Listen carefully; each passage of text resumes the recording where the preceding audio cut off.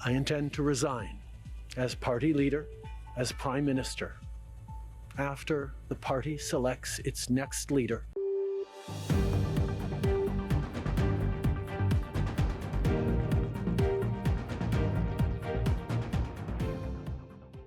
Es algo que no es nuevo, lo ha dicho ya varias veces y nosotros en ese sentido no estamos de acuerdo porque sabemos y lo respetamos mucho. Pero en el caso del tratado comercial entre Canadá, Estados Unidos y México, ha beneficiado mucho a Estados Unidos. We're going to be changing the name of the Gulf of Mexico to the Gulf of America, which has a beautiful ring that covers a lot of territory. The Gulf of America, what a beautiful name. And it's appropriate. ¿Por qué no le llamamos América Mexicana? Se oye bonito, ¿no? ¿Verdad que sí?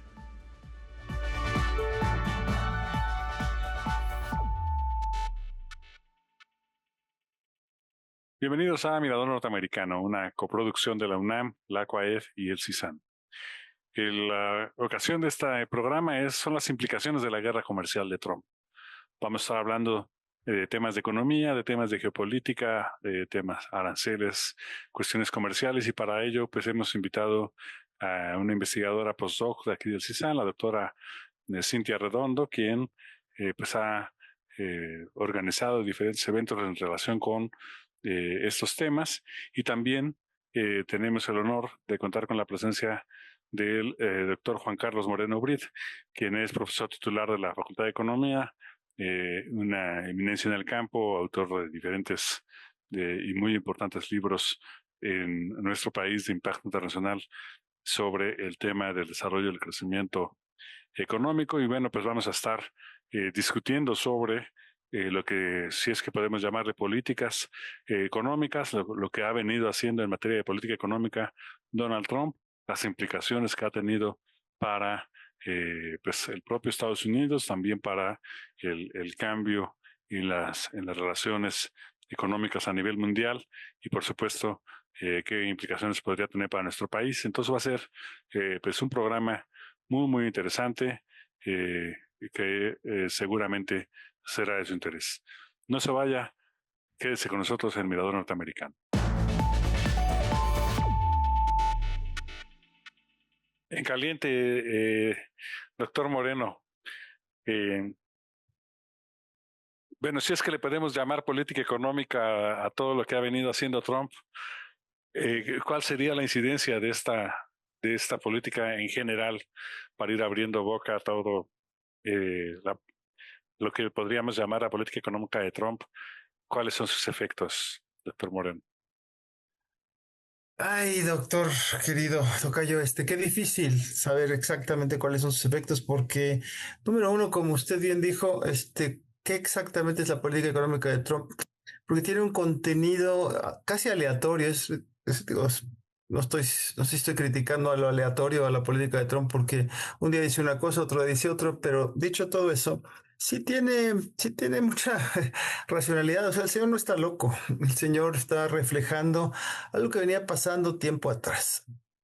Antes de poder entrar a responder directamente cuál es el efecto de la política de Trump o en México o en la subregión, creo que estaría bien situarnos un poquito de cómo es que surge esta política de Trump en esta ocasión, pero ya venía del Trump número uno, porque se sitúa en una tendencia al cuestionamiento de la visión de Bretton Woods, que guió la institucionalidad de la economía mundial, con el Fondo Monetario, el Banco Mundial y la OMC, la Organización Mundial del Comercio, para los que no sean economistas o no sepa lo de las siglas, y que se orientaba que la idea era balancear el comercio y los flujos de capitales basado en la desregulación y los escasos controles a los flujos de capital. Era la idea era que liberalizabas los mercados financieros y de mercancías, bienes y servicios, y con una orientación de la inversión privada fundamentalmente, no afectada por la inversión pública, los países iban a reestructurar sus economías en función de lo que los economistas llamamos las ventajas comparativas o competitivas.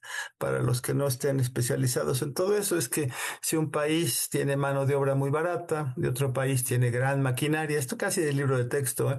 Entonces, gracias a la fuerza de los mercados, las señales de mercado y el empresariado en cada país, actuando en función de ello y no de intereses políticos, sino afectado por las políticas públicas intervencionistas que las criticaron a lo bestia, pero mi opinión es otra, que eso iba a llevar a que los países, se llamaban el subdesarrollo, los países pobres, iban a incrementar su nivel de bienestar, iban a, en inglés era catch up with the West, acercarse al resto, ¿no?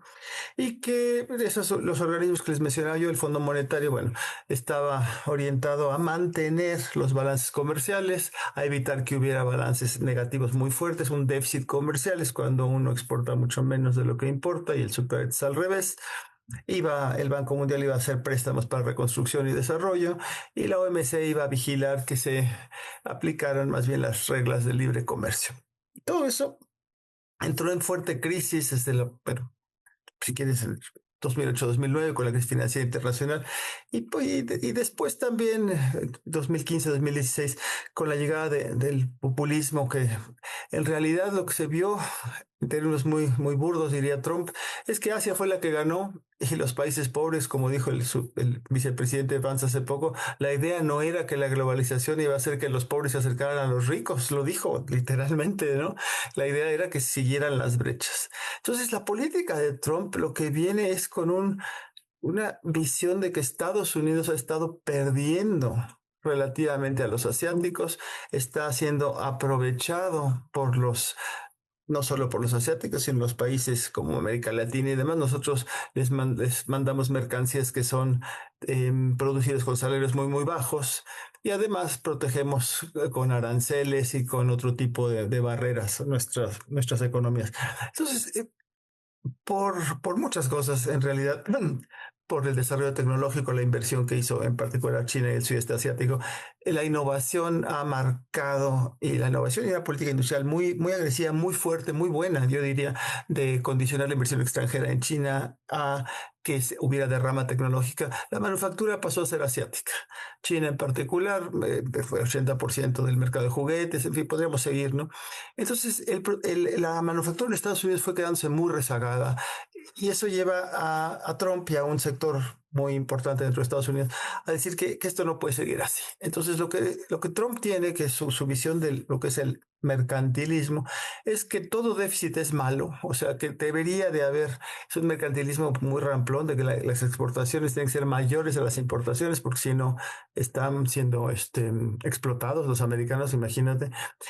Que además ni siquiera es eso en el balance, sino que con cada país tiene que haber un superávit para Estados Unidos o uno de cero, y que le fascina la palabra aranceles. Todo eso es muy cuestionable, porque en realidad el déficit comercial, ¿qué tanto vende uno, qué tanto compra uno? México, cuando ha tenido superávit comercial, es decir, cuando importamos mucho menos de lo que exportamos, es cuando la economía está en el piso, cuando casi no crece. Que México necesita maquinaria y equipo, necesita un montón de insumos intermedios que se producen fuera. Entonces, pensar en que un país va a tener siempre un superávit comercial, no se puede que todos los países tengan siempre superávit comercial. Tendremos que tener un planeta que comercie con nosotros, ¿no?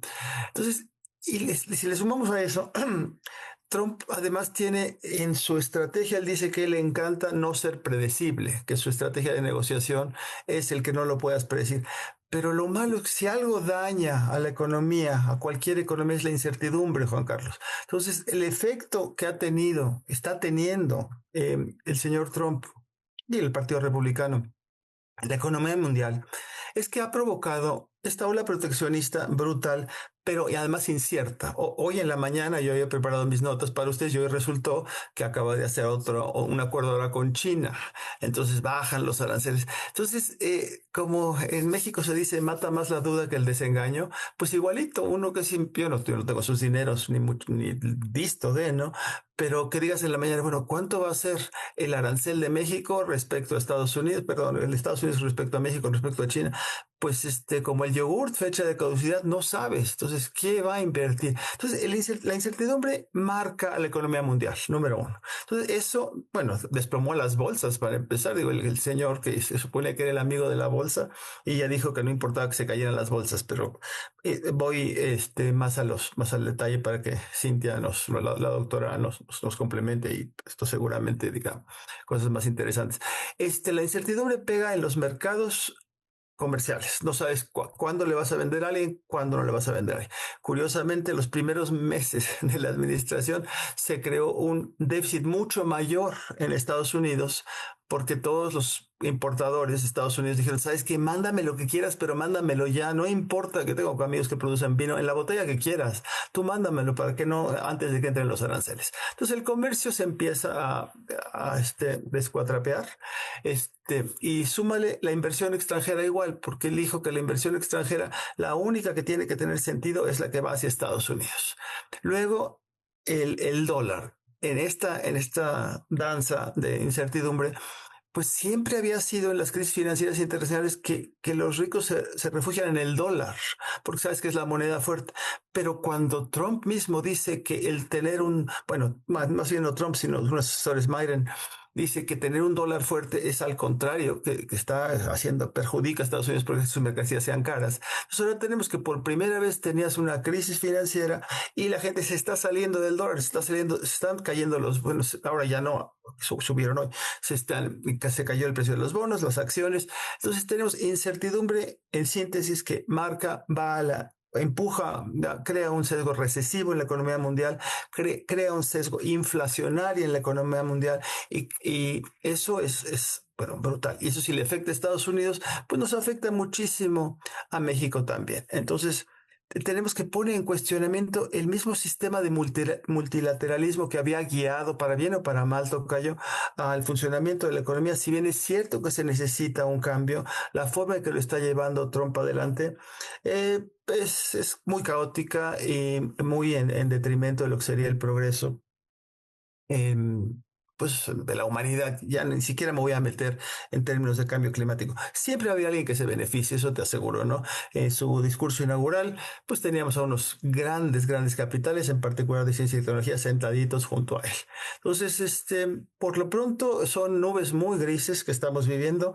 Y claro, siempre hay alguien que dice, bueno, no te preocupes, a los mexicanos les está pegando menos que a los chinos, pues a lo mejor hoy, a lo mejor ayer, pero no son buenos momentos. No quisiera yo estar en los zapatos de Claudia Sheinbaum, haber llegado con una situación difícil nacional para enfrentar además este panorama internacional más lleno de nubes que de luces. Pero no sé si la doctora tendrá una opinión, pues seguramente Sí. complementará mucho mejor lo que estoy diciendo.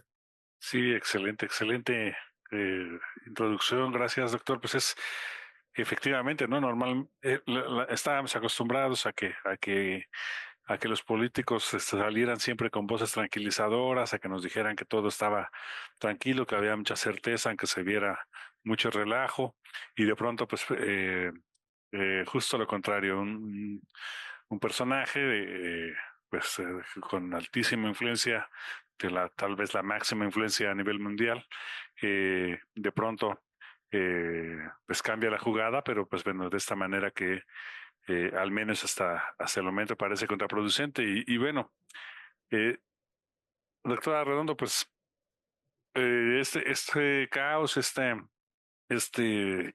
pues está generando desigualdad, se habla de que hay manipulación que hay jiribilla, ¿no? En el manejo de estas desinformaciones, que de pronto sí va a haber un montón de aranceles, de pronto ya siempre no. Le aviso a mis cuates, que muestro a mis cuates en la Casa Blanca diciendo que ya recibieron, que hicieron mucho dinero en un día, gracias al capital especulativo, y en fin. ¿A quién beneficia? ¿Cómo se promueven las desigualdades en este estilo muy de Trump que hemos vivido estos meses? Muchísimas gracias. Pues yo me di a la tarea de sacar unos poquitos indicadores solamente para ver por dónde podría ir la cosa, porque también es muy temprano para tener indicadores, pero para saber si estas políticas o estas acciones están beneficiando, por ejemplo, a su base electoral, ¿no? Y bueno, tenemos que en el primer trimestre del año la economía no solo no creció, sino que tuvo un decrecimiento del menos 0.3%, ¿no? En contraste con el trimestre anterior de final del 2024, que creció un 2.4% el PIB general. Entonces, bueno, es la llegada, es la toma de posesión de poder. Seguro esto era previsible que iba a pasar, pero quizá los indicadores puedan seguirse en esta tendencia de faltas de crecimiento y de decrecimiento. Es una sospecha, todo el mundo estamos a la expectativa, ¿no? Pero otra cosa que llama la atención es que en octubre del año pasado el Fondo Monetario Internacional propuso una previsión de crecimiento para la economía estadounidense de 2.8%. Y apenas recién en abril, me parece, sacó una actualización de esa previsión de crecimiento y lo bajó un punto porcentual, ¿no?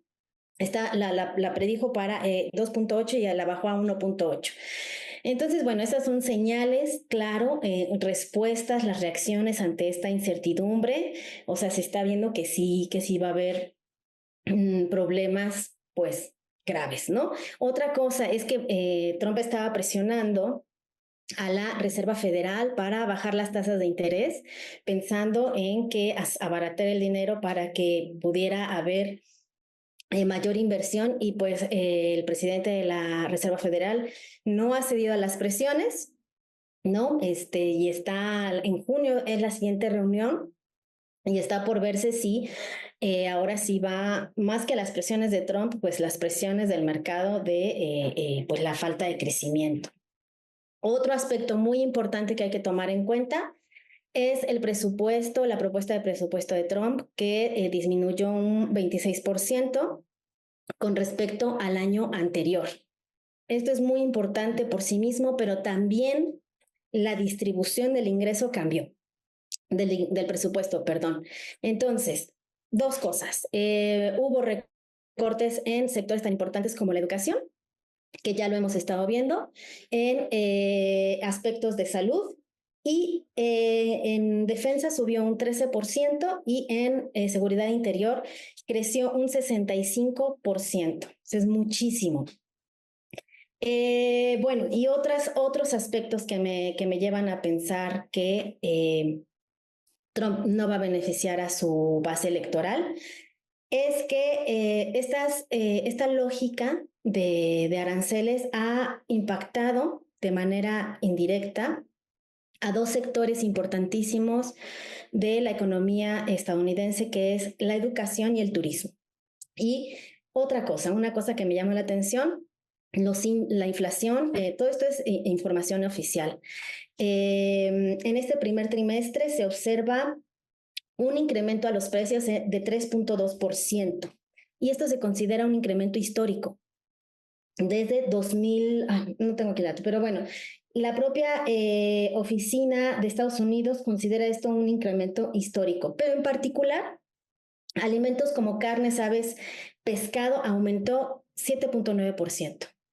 Entonces, esto me hace pensar en los sectores más vulnerables de Estados Unidos que tengan que afrontar una inflación en alimentos de carne, de proteína, de casi el 8%. Eso es mucho decir. En términos de empleo, no hay indicadores claros todavía. Es muy pronto para ver un efecto real, para tener datos, ¿no? Pero se ve un pequeñísimo decrecimiento en empleos, que pasó del 4% al 4.2% el desempleo. Pero esto todavía no está muy claro. Pero me gustaría también hacer énfasis en una cosa que viene pasando desde su primera administración, y esto lo mencionó Stiglitz hace poco, una lógica de gobernar hacia y para el empresariado, ¿no? El empresariado más rico estadounidense y no para su base electoral. Bueno, Stiglitz menciona que Estados Unidos viene convirtiendo, Trump viene convirtiendo a Estados Unidos en un paraíso fiscal a través de distintas acciones, ¿no? Como la menor tributación de las élites, una propuesta que vino desde su primera administración y que ahorita nuevamente está en un proyecto en el Congreso. Bueno, vienen disminuyendo los ingresos, por esto disminuyen los ingresos del gobierno. También hay políticas claras que favorecen a la secrecía bancaria. Favorece también la creación de empresas fantasma y otra cosa súper importante, la desregulación de la criptomoneda, donde Trump y familia tienen un conflicto de interés importantísimo. También las acusaciones de manipulación de los mercados financieros con esta estrategia que le llaman pump and dump, donde se bajan artificialmente los precios de los activos para luego súbitamente subirlos cuando ya los hayan comprado las familias más ricas porque tienen información diferente, ¿no? Y por supuesto, y muy importante y a la vista de todos, está el involucramiento de Elon Musk, por decir una de las personas y empresarios más importantes. Y el mensaje a nivel simbólico también ha sido claro con la presencia de Zuckerberg, de Jeff Bezos en su toma de posesión. Estas personas trabajan con información, con datos. Esa es su materia prima. Y el que tengan acceso a espacios gubernamentales donde se maneja datos de población de Estados Unidos, a mí me resulta pues preocupante, ¿no? ¿Qué van a hacer estas personas con tantos datos a los que tienen acceso? Y va a ser en beneficio propio, por supuesto, en el desarrollo de sus empresas. Entonces, todo esto me lleva a pensar que esta estrategia o desde la comunicación política, desde la estrategia de aranceles, pues ha sido para beneficio del empresariado, incluido él, por supuesto, ¿no? Y ya en palabras de Yanis Varoufakis, estas no son mis palabras, esto es una traición a su base electoral y no sabemos qué va a pasar. Eso es lo que a mí me gustaría mencionar, no solamente no beneficia a su base electoral, sino que la perjudica y beneficia a un sector privado, a una élite empresarial muy exclusiva y todo el poder y el peso político y económico está cayendo sobre estas manos. Además, eso aunado, por supuesto, a una tendencia aislacionista. Sí, pues todo este tremendo asunto, ¿no? De la manera en la que está beneficiando, y que aquí yo haría la acotación a un sector muy específico de empresarios con una estrategia que yo diría pues es mafiosa, en la cual va intentando a través del chantaje pensar que está consiguiendo lealtades. Cuando hemos visto esto antes en la historia de Estados Unidos, pues las cosas terminan muy mal para quien maneja la política de manera facciosa. Precisamente desde su origen, Estados Unidos, los padres fundadores, lo que buscaron impedir es que hubiera una política facciosa, una política que beneficiara solamente a un grupo e intentar, en la medida de lo posible, de abrir eso a un beneficio empresarial y político, que en muchos casos estaba entremezclado, pero que ahora pues está pues abiertamente utilizando estrategias de grupo y pues bueno, beneficiando. También habrá que ver cómo lo ven sus seguidores, ¿no? Si a todos vemos ahora cómo está haciendo daño a este sector de la población, pero a la vez ese sector de la población ya tiene lista el trapito, porque resulta que Trump ya les dijo que la medicina va a ser amarga, que no se preocupen, que algún día esto va a mejorar para ellos, porque pues bueno, estaba previsto que este desorden que iba a generar de entrada iba a provocar un caos, pero pues es porque el cuerpo estaba muy enfermo, dice él, y había que darle una medicina amarga solo que esa medicina amarga pues ya no tiene, es una medicina amarga premoderna, es una medicina amarga no científica, y entonces pues vemos ahí un conjunto de temas que nos van preocupando cada vez más. Eh, Voy a hacer una breve pausa. Estamos en Mirador Norteamericano. Estamos hablando de las implicaciones de la guerra comercial de Trump. Pues bueno, gracias por estar con nosotros. No se vaya.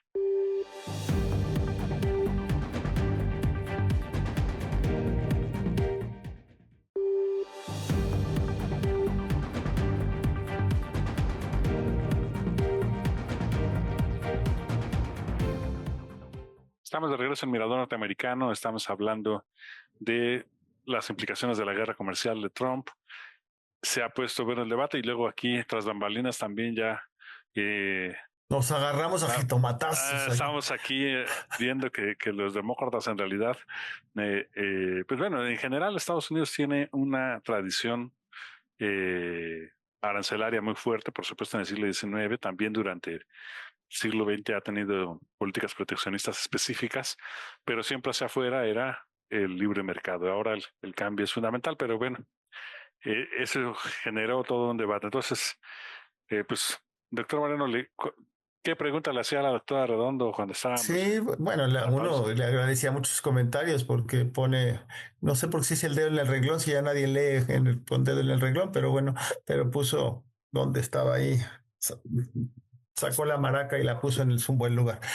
No, doctora, le quería yo nada más preguntar digo, hay alguna gente que dice, no, es que Estados Unidos iba muy bien, y coincidimos en que iba muy bien en términos económicos, pero que Trump es un malévolo, que es un parteaguas en el sentido, pero yo creo que la desigualdad ya era un país muy desigual, ya se había apostado por la banca a favor de los intereses financieros, lo que le llama la financiarización, que a lo mejor usted le puede explicar mejor que yo al auditorio, pero o sea, Obama muy lindo, o Biden, o Trump, pero llevamos, no sé, varias décadas en las cuales la desigualdad en Estados Unidos está creciendo, la pobreza, o sea, dista de ser ese milagro que de repente Trump viene malévolamente a favorecer unos intereses particulares de un grupo. Estoy en lo correcto que la desigualdad ya venía, bueno, que ya había fallas en ese, sin que sean víctimas, ¿no? Porque como es una economía muy poderosa y todo, pero pues sí, no sé si lo quiere abundar o corregir. Claro, no, doctor, muchísimas gracias, gracias, tiene usted toda la razón.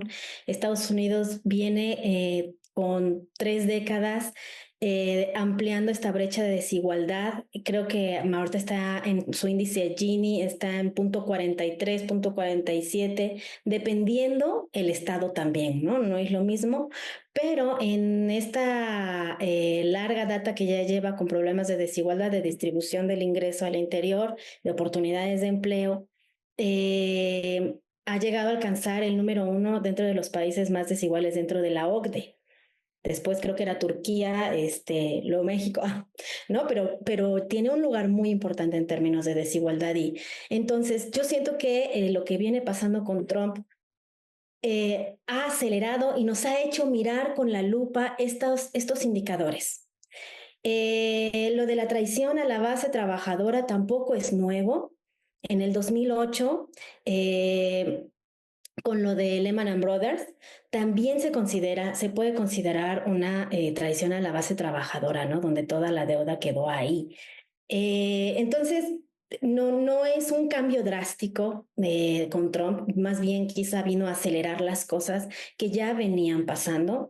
El tema de los aranceles, al parecer hay un acuerdo bipartidista sobre la necesidad de aranceles. Quizá el debate esté en la forma, en los tiempos, en el porcentaje de aranceles y a qué países, pero al parecer los aranceles llegaron para quedarse. Pero además, esto me hace pensar también en la reconfiguración del sistema de relaciones, sí comerciales, o sea, esto es como voltear a los aranceles otra vez, pero también hay otros aspectos que ayudan a entender de manera más amplia esa reconfiguración de relaciones, que sí, la parte comercial es muy importante, pero también hay otras acciones que nos ayudan a a ver quizás hacia dónde podríamos ir.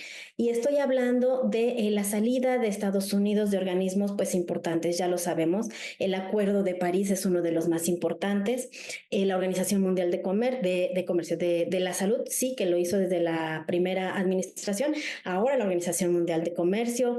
He escuchado comentarios que también el Banco Mundial y el Fondo Monetario Internacional están en la lista de espera a los embates trumpianos. No sé qué vaya a hacer, lo cual sería una paradoja increíble porque estas dos instituciones son las que han ejecutado pues la política de imperialista hacia otros países a través de los préstamos y la reestructuración de las deudas, ¿no? Y entonces ahora que sean objeto de ataque me llama mucho la atención. Definitivamente estamos frente a un fenómeno de desconfiguración. Yo creo que es lo primero, ¿no? Y una parte importantísima de esta estrategia de desconfiguración con los aranceles, pues es la forma en que lo hace. Que no sepamos a dónde va a ciencia cierta y que nuestras reacciones sean viscerales, ¿no? O sea, es un juego perverso. Yo así lo veo ahora, ¿no? No sé qué opinen ustedes. Tambores bélicos se oyen por todos lados, ¿no? También, ¿no? Absolutamente.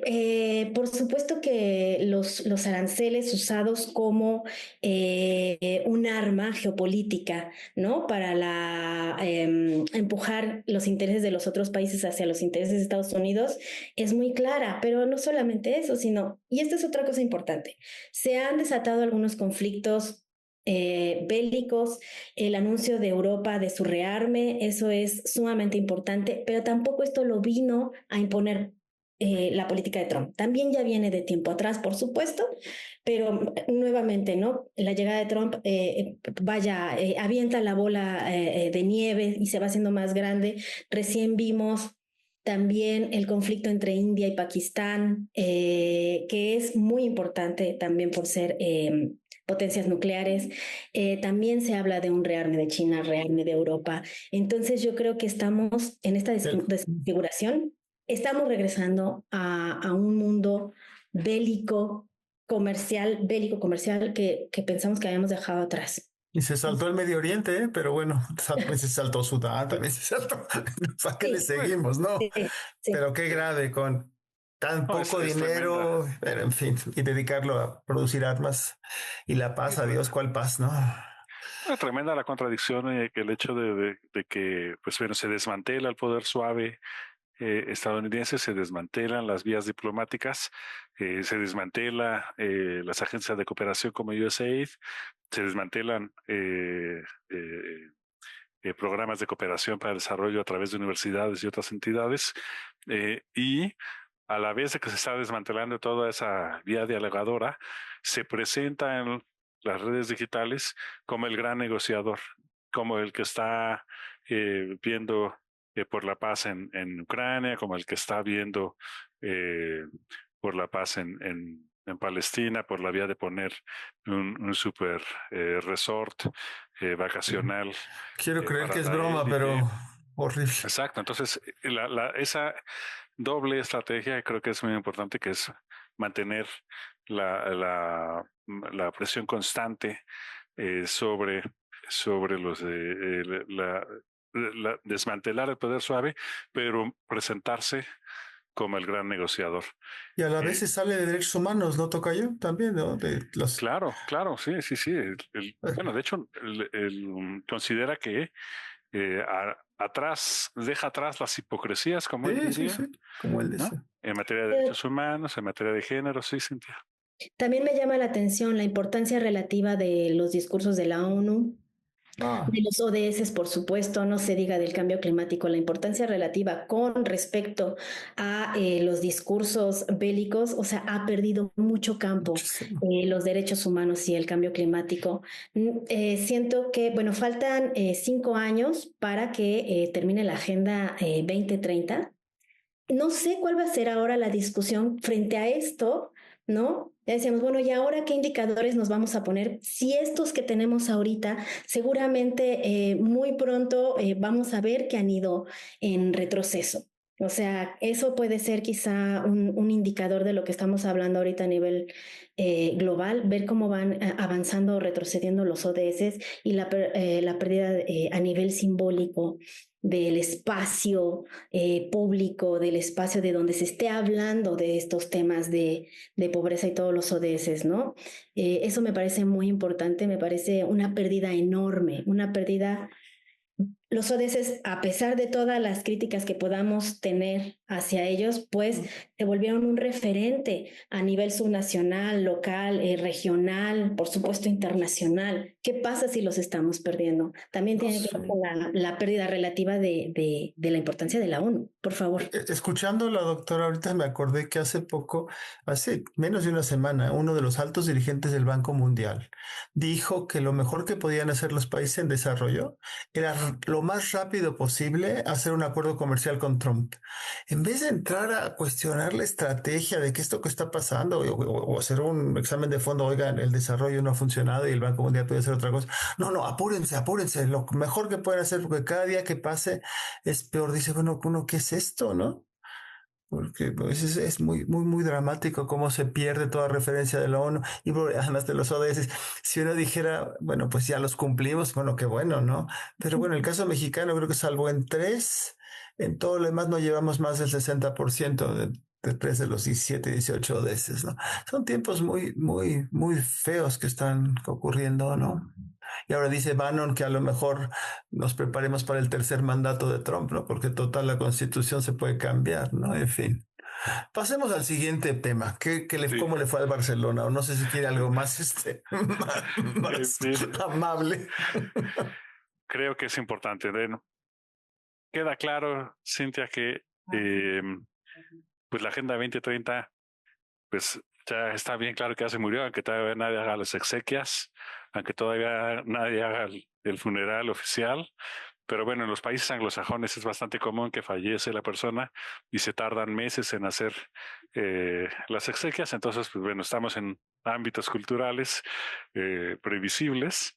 Entonces, pero bueno, lo preocupante, o sea, ok, eh, vamos a un reforzamiento de una economía de guerra. Hay una nueva agenda de desarrollo que podamos ir previendo. A mí me viene la idea cómo podemos ver todas estas acciones, llevarlas hacia una crítica profunda del modelo de desarrollo, ¿no? Entendiendo que vamos a tener como base, pues sí, los aranceles, y no nada más como aranceles, sino como arma geopolítica. Los conflictos que desafortunadamente seguirán surgiendo, los conflictos bélicos con implicaciones amplias en términos humanos y en términos de venta de armas también, ¿no? Me hace pensar en la reconfiguración de la División Internacional del Trabajo, ¿no?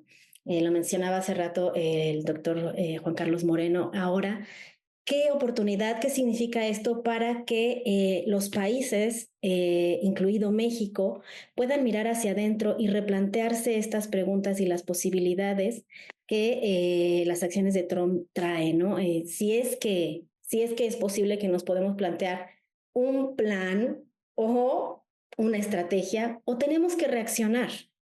Esa es la otra, ¿no? Porque en 100 días Trump diario hace algo, diario amanecemos con algo. Entonces, si ya llevamos 100 días y no hemos planeado nada o no hemos pensado nada, ¿cómo podemos reaccionar? Pues yo creo que estamos muy mal, ¿no?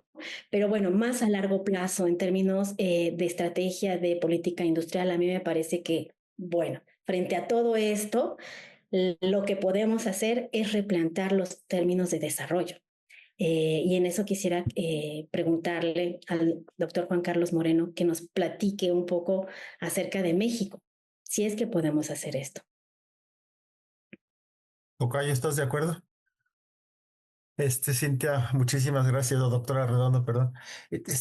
Sí, yo creo que retomando la inquietud del tocayo sobre Trump y ahora la suya sobre la agenda de desarrollo aplicada al caso mexicano, yo creo que Trump lo que viene a hacer es, así como mencionamos que en Estados Unidos en realidad continúa tendencias a la desigualdad, en el caso mexicano yo creo que Trump lo que viene no es que torpedee una nave que surque el océano así a una velocidad maravillosa, forrada de tecnología y comunicaciones y todo. La economía mexicana es un buque varado, lleva 30 años sumida en una senda de lento crecimiento, desigualdad, pobreza y escasa movilidad intergeneracional, es decir, si naces pobre, mueres pobre, no exagero, pero las probabilidades son muy altas. Y Trump lo que viene a hacer en esta ocasión, como lo hizo la vez pasada, es recordarnos que nuestra fuente de divisas, que es Estados Unidos, él va a cuestionar cada uno de los rubros en los cuales Estados Unidos puede mandar dólares o manda dólares a México. Y México para poder crecer necesita tener muchos dólares, necesita aliviar esa restricción de balance de pagos. Entonces, ¿qué es lo que hace Trump? En primer lugar, lo que cuestiona muy fuertemente es lo que usted dijo, doctora. La idea del Telecan, el USMCA, la idea como una subregión coherente. Digo, cuando el presidente Trump le dice al de Canadá, oiga, Canadá, vamos a comprar Canadá. O sea, ¿cuál idea de subregión, no? Y México igual, que nos acostumbremos a que le vamos a hacer como él quiere. Si quiere agua, va el agua para allá. Y si los drones y todo esto. Entonces, nuestra ventaja competitiva mayor era estar cerca de Estados Unidos, a diferencia de lo que se decía de que tan lejos de Dios y tan cerca. Eso lo hace pedazos antes de que se renegocie el TME, que será el año que entra ahora. Entonces, a México le cuestiona la posibilidad del acceso libre a las exportaciones. Ya luego la inversión extranjera a México dice que mejor vaya a Estados Unidos. Entonces, lo que México se ve obligado, y ojalá lo entendamos, es que tenemos que repensar la agenda de desarrollo, como usted dijo. Apostamos por el crecimiento liderado por las exportaciones y la verdad es que lo hicimos muy bien en términos de las exportaciones. Del TEMEC para acá, me hablo hasta el año pasado, las cifras que tengo, no hay México está entre los 3 o 4 países que más participación adquirieron en el mercado mundial de manufacturas. Obviamente China más. México ya es el que más vende a Estados Unidos. O sea, nadie, salvo Paula, no me acuerdo, Longoria, creo que la que juega paddle o el que juega racket o squash, no sé, tiene tanto éxito como los sectores exportadores mexicanos. Pero la economía mexicana no creció, no cerró la brecha de productividades, no cerró el desarrollo, 4 de cada 5 mexicanos viven en situación vulnerable y de pobreza. Entonces hay que hacer otra cosa. No quiere decir no exportar, quiere decir exportar mejor. No quiere decir no vender a Estados Unidos, quiere decir vender a más. No quiere decir no invertir y esperar a que llegue la inversión extranjera directa. ¿Cuál era lo que se nos vendió, tocayo, del nearshoring? ¿Te acordarás? Tesla. Tesla, ¿de quién es? De Musk. En Monterrey estaban felices, bueno, Nuevo León, porque llegaba Tesla. Y Tesla, dije, ni locos llegaron, ¿no? Entonces, México tiene que repensar eso. Los 6 años anteriores, México logró redistribuir el ingreso básicamente a través de subir el salario mínimo y transferencias, no condiciones, transferencias públicas, ¿no? Con un Estado pobre nos urge una reforma fiscal. No es posible que esa estrategia siga. Los salarios no pueden subir 100% en términos reales otra vez si la productividad sigue cayendo. Y si no hacemos una reforma fiscal, las transferencias tampoco. Entonces, en ese sentido, México tiene que retomar una senda de crecimiento y para eso se necesita un nuevo pacto por el desarrollo. Usted mencionó, no lo dijo exactamente, pero dijo el Plan México, ¿no? Más o menos, ¿no? Pero ahí hay una idea. Bueno, es una serie de objetivos, pero yo no le veo ningún instrumento, no veo una banca de desarrollo, de dónde se va, como decía aquel, y la Cheyenne, papá, pues de dónde se va a pagar la Cheyenne, cómo se van a pagar eso. Qué bueno que haya una política industrial, no la veo todavía, una reforma fiscal urge y se necesita ese compromiso de las clases pudientes, todas, no las pudientes, todas, un compromiso social, ¿no? Un nuevo pacto social en México para poder salir de donde andamos, ¿no? Hacer lo mismo y creer que vamos a hacer algo distinto es imposible. El tocayo estudia filosofía y sabe que esas cosas no se pueden, pero bueno. Pues el programa se ha ido volando. Necesitamos hacer un cierre. Doctora Cintia Redondo, investigadora postdoc del CISAN, ¿alguna reflexión para terminar este programa? Bueno, ante la desgracia, pues hay que pensar cuál va a ser nuestro camino de salida. Una política industrial, digo, en el caso de México, que somos sumamente dependientes de las exportaciones, creo que la tenemos particularmente complicada, ¿no? Y si además le ponemos a la política industrial el apellido sostenible, ¿no? Porque pues venimos de una administración que favoreció las energías basadas en carbón. ¿Cómo vamos a salir de ahí? Por supuesto, requerimos voluntad política, compromiso de las élites económicas y que se pongan de acuerdo, ¿no? Pero lo que sí me queda claro es que estamos transitando a una transformación profunda, ¿no? A nivel global, empujados, no por voluntad, no es que quisimos, no es que decidimos diversificarnos, no, es que nos están empujando a hacerlo. Y si no lo hacemos, las consecuencias van a ser mayores. Pero no solamente para México, ¿no? Sino yo me pregunto todas las inercias que estas acciones van a generar y que todavía no alcanzamos a ver. Me pregunto cómo será estudiado este periodo de la historia, no sé, en 50 años. Esa es la gran pregunta. ¿Tendremos un cambio en el paradigma de desarrollo así profundo o, no, por miedo nos regresaremos como, perdón, Trump, bueno, que regresó bajó los aranceles a China esta mañana a 35%? Esos ires y venires son los que me hacen dudar si estamos frente a un cambio realmente profundo, histórico y que sea paradigmático en la historia económica y social del mundo. Muchísimas gracias. Gracias a ti. Doctor Morena, una reflexión final. Ay, pues después de que lo que dijo la doctora, pues vamos a echarle todavía más picante al mole, ¿no? Si seguimos atrasados en ciencia y tecnología con los avances que hay ahora, el desplazamiento del trabajo no calificado por robots, por trabajo mucho más calificado, centrado en unos cuantos países. Qué duro puede estar. Y cuando veo uno hacia atrás, digamos, hemos tenido tanta pobreza, tanta desigualdad, que una pequeña mejora sumado a gran publicidad y labor política hace que la gente, pues, los índices de popularidad en muchos países estén muy altos a pesar de que no se vea la mejora económica. Hay un poema de T.S. Eliot que dice cómo acaba el mundo, si acaba el mundo con un estallido o acaba con quejidos. De repente pienso en que lo que nos puede pasar no es que haya una crisis, ojalá no haya una crisis, por favor. Las crisis siempre salen peor los pobres y los los desheredados, pero puede pasar que sigamos sumidos en esta senda cuántos años más. Hace mucho había un señor que se llamaba Joseph María Córdoba que decía que los mexicanos aguantan todo, hablando de política económica, ¿no? Y pues capaz que aguantan todo hasta que dejan de aguantar, pero qué duro, nuestros jóvenes, nosotros somos profesores universitarios, los 3 o 4 que estamos acá, y tenemos esa juventud preparándose para entrar a un mercado de trabajo estancado. Entonces México necesita crecer, necesitamos lo que dice la doctora, ¿no? Y si no, pues yo recuerdo, pero la doctora es muy joven y creo que tú también, aunque menos joven que la doctora, pero en los camiones foráneos subía uno y hay un letrerito que decía avance lentamente hacia atrás. Entonces siento que pues así nos pasa, hacemos una serie de reformas políticas y de mercado y todo, pues avanzamos, ¿no? Lentamente hacia atrás, volteas y México está más lejos de las metas, ya no digas de las de desarrollo, de las normales de derechos humanos. Y últimamente estamos peleados, estamos discutiendo en la prensa internacional qué es lo que dijo Zedillo sobre el FOBAPRO hace 20, no, 35 años. Entonces tenemos una cantidad de problemas que nos deberían de concentrar la atención y de repente la atención se desvía. Bueno, el pasado es un lugar raro que hay que visitar de tarde en tarde, pero vivir en él y echarle la culpa a él, pues está un poco complicado. Creo que como decían hace mucho sobre los psiquiatras y los focos de cuántos psiquiatras se necesita para cambiar un foco, pues se necesita uno solo, cuesta mucho, lleva mucho tiempo y sobre todo el foco tiene que tener muchas ganas de cambiar. Entonces México tiene que tener muchas ganas de cambiar y si no, pues seguir el foco ahí en su lugar. Y nosotros, bueno, pues en la universidad tratando de crear un mundo mejor a través de educar a nuestros estudiantes. Yo agradezco infinitamente la oportunidad de conversar aquí con Cintia, pues, alias la doctora Redondo, postdoc, además, y contigo, querido tocayo, y bueno, pues será un gusto verlos en persona y con iPhone de Mario, que ahí también se ve. Pues otro gusto. Gracias por invitarme. Ojalá no sea la última, pero ya lo decidirá tu auditorio.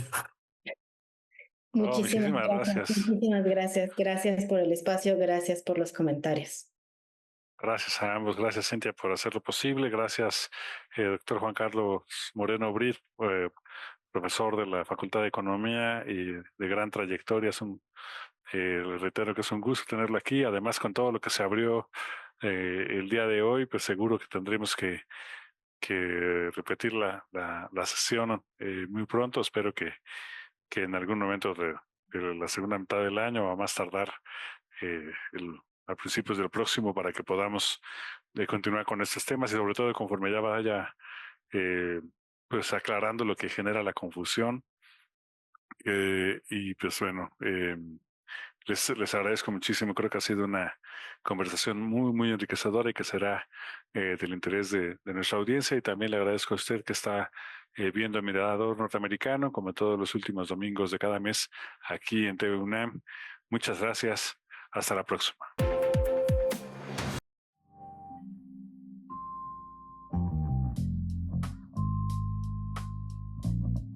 Listos.